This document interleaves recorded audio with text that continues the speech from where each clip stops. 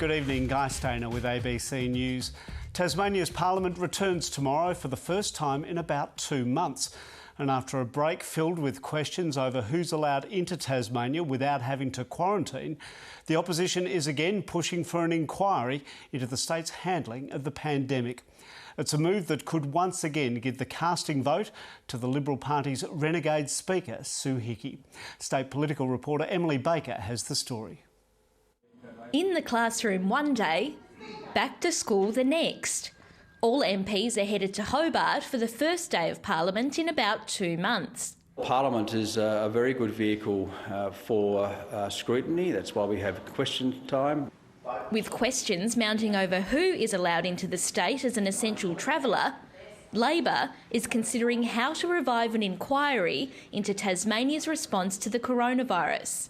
Documents released over Parliament's winter break showed consultants, bricklayers and construction workers were among those allowed into the state without going into quarantine. The state controller decisions, of course, are at arm's length from government, as they should be. The government needs to step up and take responsibility for those decisions. They're not made at arm's length, they're made by the government.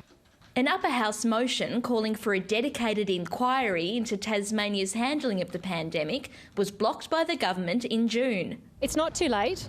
We could reinstitute that motion and form that inquiry and actually have an appropriate way for the Tasmanian people to get answers. They deserve answers.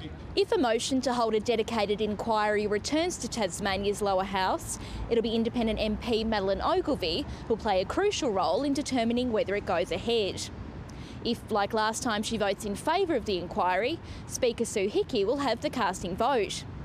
She voted against the inquiry last time around. This time, she's given no guarantees about where her vote will fall.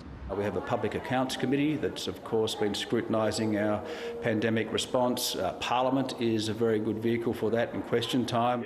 The Public Accounts Committee is tasked with looking at the state's financial response to the coronavirus.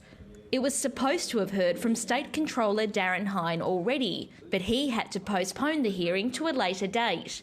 In other states, inquiries are already well underway. There are some really serious questions to be answered by government about essential worker and essential traveller exemptions as part of Tasmania's broad COVID response. A State Control Centre spokeswoman said all essential traveller applications were processed by biosecurity, then twice reviewed by the State Controller before being approved. Emily Baker, ABC News.